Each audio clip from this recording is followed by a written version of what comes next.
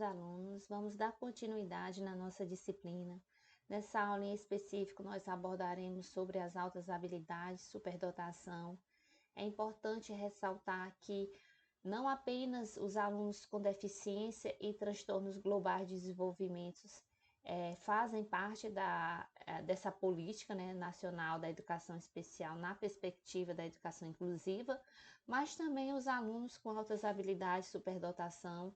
Esses alunos, eles necessitam sim de atividades que possam suplementar e organizar os seus processos de aprendizagem. Então, como o Pérez fala, toda a concepção teórica ela vai estar baseada em princípios que refletem uma visão de mundo, de ser humano, e em nosso caso de educação. Então, vai existir vários teóricos que vão tentar se debruçar e conceituar as altas habilidades e superdotação.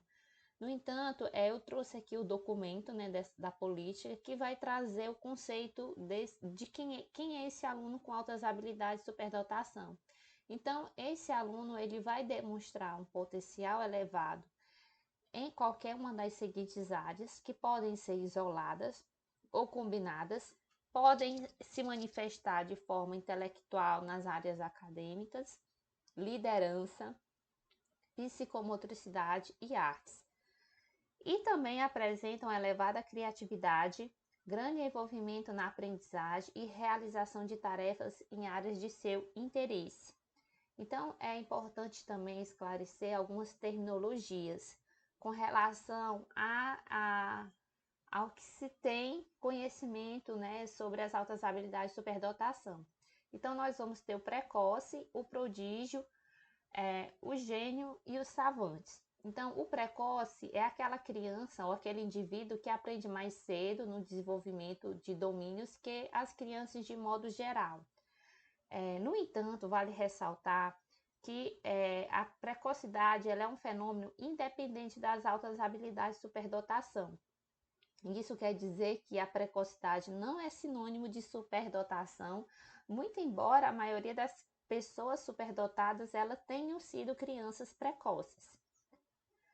Bom, o prodígio são pessoas que se caracterizam por uma performance extraordinária em seus primeiros anos de vida, apresentando-se antes dos 10 anos desempenho similar ao de um adulto altamente qualificado em um determinado domínio. Então, nós vamos ter Mozart, né, que vai ilustrar essa criança prodígio, que, por exemplo, aos 3 anos de idade já tinha essa habilidade de tocar piano, aos 4 anos, sem orientação formal, já aprendia essas peças com rapidez, e aos 7 já compunha, né, e se apresentava nos salões da Europa.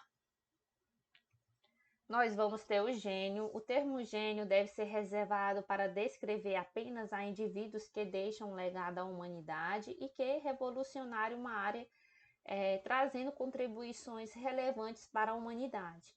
Então, eu trouxe aqui o Albert Einstein, que revolucionou o campo da física. Então, é importante ressaltar, gente, que todo gênio é sim um superdotado, mas nem todo superdotado será um gênio.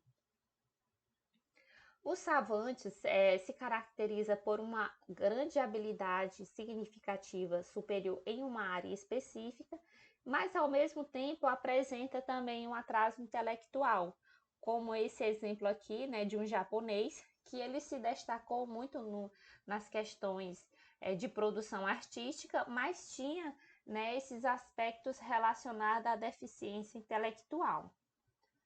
Bom, é importante também trazer alguns mitos e verdades com relação a esse fenômeno das altas habilidades de superdotação. Então, muitas vezes as pessoas pensam que a superdotação é um fenômeno raro, e isso é um mito. Na verdade, o que acontece é que muitos dos pais ou a escola ela não vê esse aluno, né? Não compreende esse aluno, não existe essa questão do diagnóstico nas escolas. E é importante os pais e os professores ficarem atentos a esse fenômeno. Por exemplo, se a sua criança, se você percebe que ela tem uma questão precoce, ela pode até não ser precoce, ela não pode até não continuar, mas é importante você ficar atento nessas habilidades dessas crianças para que se possa diagnosticar essa criança com essas altas habilidades, para que ele possa também ter um serviço de apoio para o seu processo de aprendizagem.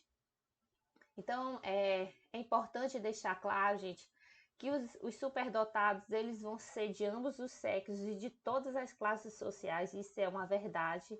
A superdotação, ela não ocorre só em classes altas ou médias, ou apenas ou no sexo feminino ou masculino. Ela vai ser um fenômeno que vai acontecer em todos esses, tanto nos aspectos de sexo ou de classes sociais, ela vai se manifestar. Então, a superdotação como gênio é um mito, como eu já falei, não é? Nem todo superdotado será um gênio. O superdotado tem recursos intelectuais suficientes para desenvolver por conta própria o seu potencial superior. Isso é um mito. Muitas vezes a pessoa percebe que aquele aluno ele tem sim uma inteligência acima da média, mas é necessário dar suporte, condições para que esse aluno ele possa organizar o seu processo de aprendizagem. Então, não vou ligar para esse aluno porque ele é muito inteligente, ele já sabe demais. Então, é importante que exista assim esse espaço que favoreça a inclusão desse aluno, porque muitas vezes vai se fazer necessário adaptações de enriquecimento escolar para esse aluno. Então, o superdotado se caracteriza por um excelente rendimento acadêmico. Isso é um mito, nem sempre. Então, é importante deixar isso claro, que muitas vezes essa superdotação ela não vai estar caracterizada com um rendimento excelente, porque essa superdotação ela pode ser em uma área específica e nas demais eles não têm interesse. Então, é por isso que é importante dar atendimento e suporte para que esse aluno ele possa compreender as outras áreas também como importante. A participação em programas especiais fortalece uma atitude de arrogância e vaidade dos alunos, né? Por exemplo, se ele participar de uma atividade, né, que possa fortalecer esses aspectos da aprendizagem, vai favorecer esse aspecto de arrogância ou vaidade, por se achar mais inteligente. Não, isso é um mito. É importante também que a família, a escola possa estar fortalecendo esses vínculos, sim, de processo de aprendizagem, mas é importante deixar claro que o aluno não se tornará arrogante ou vaidoso por questões das suas características. Então, é um outro mito que a gente deve destacar, que geralmente as pessoas entendem que esse aluno ou essa pessoa é um aluno magro, né, franzino, geralmente do sexo masculino, de classe média, né, com interesse restrito à literatura. Como eu falei, né, essa manifestação das altas habilidades, elas podem ser isoladas, sim, ou combinadas, né? Então é importante deixar isso claro. É importante, gente, que existe na sociedade valores culturais a favor de um atendimento especial apenas a alunos com distúrbio de condutas, né? Por exemplo, transtorno global de desenvolvimento e deficiência, isso é uma verdade. Mas é importante observar que esse aluno também faz parte da educação especial, não é? Então, assim, existe uma valorização cultural e quando as pessoas pensam em atendimento educacional especializado ou quando você vai numa sala de recurso, na sala de recurso, você não encontra esse aluno lá. Esse aluno ele não está lá por quê? Não é porque ninguém percebeu que esse aluno tem umas altas habilidades ou porque a sociedade pensa que é apenas para crianças com deficiência ou transtorno global de desenvolvimento. Então, esse aluno também precisa desse atendimento para suplementar as suas atividades, organizar o seu processo de aprendizagem. Então, as pessoas também pensam que a aceleração do aluno superdotado resulta mais em malefícios do que benefícios. E isso também é um mito. Então, é claro que é importante fazer todo um estudo, um diagnóstico, né, para ver se esse aluno ele pode sim ser acelerado. Então, o superdotado tem maior predisposição a apresentar problemas sociais e emocionais. Então, assim, como qualquer indivíduo, se as suas necessidades elas não forem supridas, é capaz de esse aluno ele se frustrar com o próprio ensino, ter um rendimento inferior aos demais, ficar retraído porque os alunos podem achar que ele sabe demais, né, que ele é inteligente demais. Então, muitas vezes acontece que o aluno fica calado porque tem medo desse olhar desse aluno. Então, é importante que a escola perceba isso e que possa estar acelerando esse aluno para que ele possa estar desenvolvendo suas habilidades. Então, gente, é importante deixar claro que existe dois tipos de superdotação. A superdotação acadêmica, que são as competências nas habilidades cognitivas, né? Geralmente essa superdotação ela é mais valorizada na cultura, né? Nas situações de aprendizagem tradicional, né? Então, vão ser alunos que vão ter habilidades linguísticas, de lógica matemática, gostam de ler muito, e são mais estáveis ao longo do tempo, né? Então ele está mais atenado, enquanto os outros estão ali no mesmo nível, ele está para além. E nós vamos ter a superdotação criativa produtiva, que são modos originais de abordar e resolver problemas, não gosta de rotinas, é dispersivo quando a tarefa não lhe interessa, tem habilidades mais restritas a um campo específico, usa mais o pensamento divergente, tem um produto de conhecimento, tem um produtor de conhecimento, mas muitas vezes seu desempenho é considerado abaixo, né? Ou com falta de motivação, e é extremamente imaginativo, intuitivo e inventivo. Então é importante destacar esses dois tipos de superdotação, porque geralmente as pessoas só se ligam para a questão da superdotação acadêmica. Bom, nós vamos ter aqui também uma das teorias que vão trazer e subsidiar a prática com os alunos com suas altas habilidades de superdotação. Nós vamos ter de Resuli, que é a teoria da superdotação dos três anéis, a teoria de Gardner, da teoria das inteligências múltiplas, e a teoria triárquica. Eu trouxe aqui só para que vocês possam compreender as teorias que tentam subsidiar as práticas com os alunos. Então, dentro do modelo de Resuli, ele vai entender que para que haja altas habilidades de superdotação, é necessário que o aluno tenha envolvimento com a tarefa, é necessário que esse aluno tenha criatividade e tenha uma habilidade acima da média para que esse comportamento seja, né, diagnosticado, esse aluno seja diagnosticado como um comportamento de superdotação. Tem que ter esses três aspectos. E aí, a partir daí, né, nós vamos ter um modelo de enriquecimento escolar que pode ser favorecido tanto na sala regular como na sala de atendimento educacional especializado. Então, esse modelo de enriquecimento escolar ele vai trazer três pilares: o modelo dos três anéis, o modelo da identificação das portas giratórias e o modelo triástico do enriquecimento. Então, nós vamos ter atividades do tipo 1, atividades exploratórias, né? Que são atividades que estão relacionadas ao interesse dos alunos em um determinado tópico e assuntos diferentes do currículo regular. Então, já se pensa em adaptação curricular aqui para esse aluno.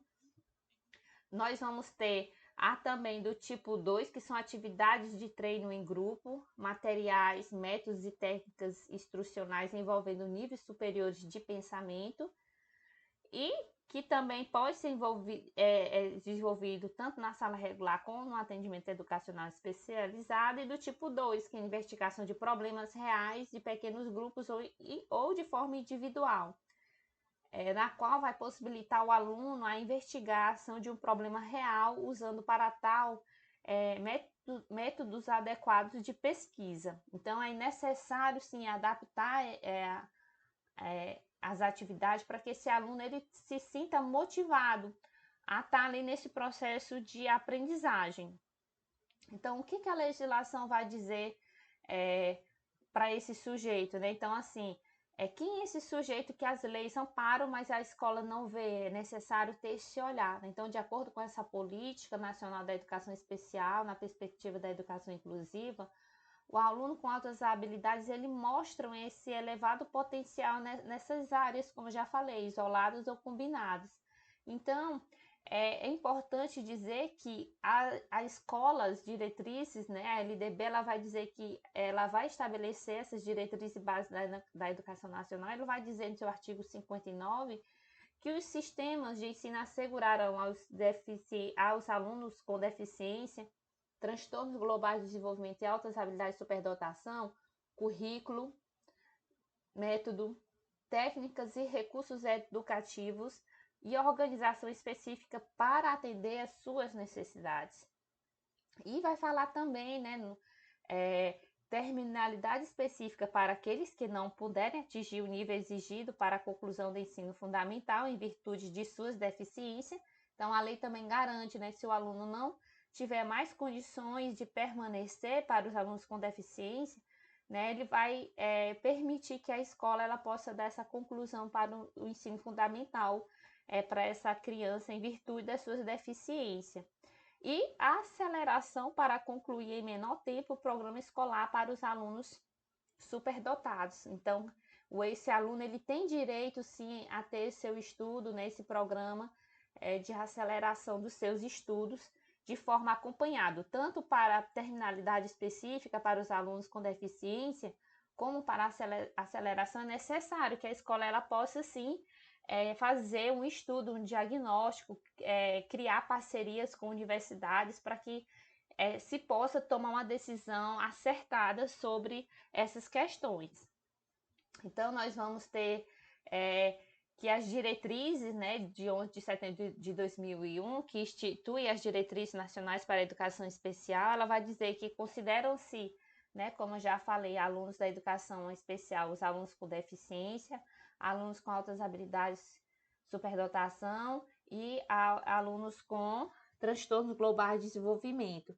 Então, é importante deixar claro que as escolas elas devem criar atividades que favoreçam os alunos que apresentam altas habilidades de superdotação, aprofundamento e enriquecimento dos aspectos curriculares mediante desafios suplementares nas classes comuns, nas salas de recursos ou de outros espaços definidos pelo sistema de ensino,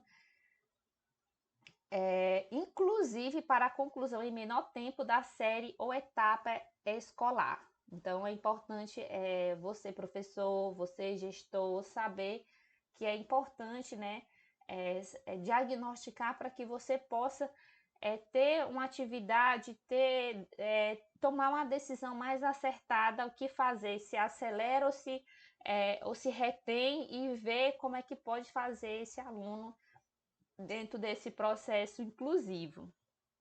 Então, para fins das diretrizes, como eu já falei, né, quem são esses alunos, então é importante mencionar que esse aluno com altas habilidades de superdotação também faz parte da educação especial. Bom, nós vamos ter, gente, um outro aspecto bem importante com relação às práticas para esses alunos, que esses alunos superdotados, é importante indicar mudanças pedagógicas que favoreçam programas de enriquecimento e de aprofundamento dos estudos. Da mesma forma como os demais alunos, é importante essa colaboração entre o professor da sala de atendimento educacional especializado e o professor da sala e o professor da sala regular, juntamente à família, toda a escola, favorecendo práticas que possa sim favorecer esse enriquecimento e esse aprofundamento para esses alunos. Então, as práticas que podem estar envolvendo esse processo devem fazer o quê? Né? Entre os objetivos da aceleração encontra-se, né, ajustar o ritmo de ensino às potencialidades dos estudantes, a fim do desenvolvimento de um trabalho mais prático para esse aluno, mais racional para esse aluno, fornecer um nível apropriado de desafio escolar a fim de evitar o tédio oriundo da repetição da aprendizagem. Esses alunos geralmente eles ficam cansativos, eles se frustram, porque como ele já tem aquela habilidade, então ele acaba se desmotivando. Então é importante reduzir o período de tempo necessário para que o estudante complete a escolarização tradicional, incluindo a entrada precoce na escola ou na universidade. Então é importante, gente, observar essas características para que o aluno ele não se sinta desmotivado e tenha um processo o contrário daquilo que se espera, né? Que ele possa fluir com relação aos seus aspectos de habilidades que ele tem. Então é importante, gente, como eu já falei, né, que a escola ela deve fomentar essas parcerias com as instituições superiores, né, para identificar esses alunos, porque muitas vezes a escola não sabe como fazer, não sabe como identificar. Então, firme parcerias com universidades, com institutos, no sentido de fomentar esse processo de diagnóstico para que esse aluno ele possa avançar. Bom, gente, existe vários tipos de aceleração que as leis amparam. Eu trouxe aqui algumas para vocês. Depois vocês podem ver como é que se dá esse processo de aceleração desse aluno. Né? Tá tudo já documentado na LDB e depois vocês podem ver com maior profundidade. Então, nós vamos ter os NAS, que é o Núcleo de Atividade de Altas Habilidades e Superdotação. Ele foi distribuído foi criado em todo o país, mas geralmente ele se apresenta mais nas grandes capitais. E ele vai fomentar, né, o objetivo do programa é promover a identificação, o atendimento e o desenvolvimento de alunos com altas habilidades de superdotação nas escolas públicas da educação básica, possibilitando sua inserção efetiva no ensino regular e disseminando conhecimento sobre os temas educacionais das comunidades escolares. Mas, por exemplo, se no seu município não tem, mas vai ter as salas de recursos multifuncionais prontas para atender esses alunos. Então, é importante, gente, que alguma das características desses alunos com altas habilidades superdotação. Então, eles têm os aspectos relacionados à motivação, né, e tem persistência quando se busca atingir um objetivo ou uma realização de uma tarefa, tem interesse constante por certos tópicos ou problemas. Então, vale lembrar, professor, para você ficar atento a essas características.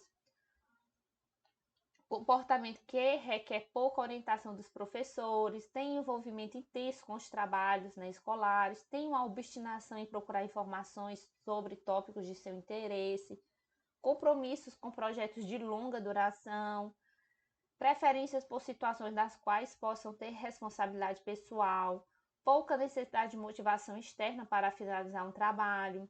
Nós vamos ter também as habilidades intelectuais, facilidade para lembrar informações, habilidade de lidar com abstrações, vocabulário avançado para a idade ou série, facilidade de perceber a relação de causa e efeito, habilidade de observação, grande bagagem sobre algum tópico específico, habilidade de atender a um princípio diretamente observado, grande bagagem de informações sobre uma variedade de tópicos, habilidades para transferir a aprendizagem de uma situação para outra, habilidade de fazer generalizações sobre eventos. Então, é importante, né, você, professor, ficar atento a essas habilidades e possa, sim, buscar ajuda ao professor do atendimento educacional especializado para que se possa identificar essas altas habilidades de superdotação. Bom, nós vamos ter também as habilidades de criatividade e de liderança. Então, depois vocês podem se aprofundar um pouco mais sobre essas características. Sim, nós vamos ter alguns problemas emocionais mais frequentes, e isso cabe lembrar, por isso que é importante lembrar, dar assessoria a essa criança, né? Porque muitas vezes ele pode se sentir frustrado, né? Devido, né, a sua grande bagagem, sua grande organização dos aspectos de aprendizagem. É necessário que se tenha um professor, um adulto, para que ele possa organizar o seu processo de aprendizagem. Então, ele pode ter, sim, dificuldade nos relacionamentos sociais, dificuldade em aceitar críticas. Então, é importante também trabalhar essas questões. Não conformismo e resistência à autoridade, dificuldade de relacionamento com colegas da mesma idade, que compartilham dos mesmos interesses. Pode apresentar a questão do perfeccionismo. Então, é importante que a família ela possa compreender as características emocionais que podem estar envolvidas nessas características das altas habilidades de superdotação. Então, tem vulnerabilidade de crítica dos outros e de si mesmo, problemas de conduta, por exemplo, indisciplina, especialmente durante a realização de tarefas pouco desafiadoras, grande empatia com relação ao outro como resultado de sua sensibilidade exacerbada. Então é importante lembrar que, como qualquer criança, ela pode ter sim as questões emocionais, né, e dificuldade de socialização devido aos problemas, às questões relacionadas a esse potencial elevado que persiste na sua personalidade. Então, é importante lembrar, gente, que muitos desses superdotados, crianças com altas habilidades de superdotação, têm o perfeccionismo, né? Tem uma expectativa pouco realista em muitas horas de trabalho, com baixa produtividade. Por isso que é importante o atendimento educacional especializado, para que ele possa ter um trabalho efetivo. Pode ter uma questão da hipersensibilidade do sistema nervoso, que é a hiperatividade e distração que levam a déficit de atenção. Então, muitas vezes, esse aluno ele pode ter, sim, essa questão da distração elevada, né, devido a essa hipersensibilidade. Iniciativa de autossuficiência, tendência em dominar as discussões na atividade. Então, é importante trabalhar também essas questões com os alunos, para que ele possa também compreender, dar voz ao outro, poder de concentração no comportamento dirigido para metas, resistência a interrupções e obstinações. Então, são possíveis problemas que isso pode acarretar. Como qualquer outra criança, né, será necessária uma avaliação, né, e um acompanhamento para que esse aluno ele possa se desenvolver de uma forma que possibilite, né, o seu avanço, né, nos processos de aprendizagem. Essas são algumas outras características, depois vocês podem se aprofundar com maior calma. Bom, gente, essa é a nossa aula. Eu espero que vocês se aprofundem no texto e nos vemos nas nossas próximas videoaulas.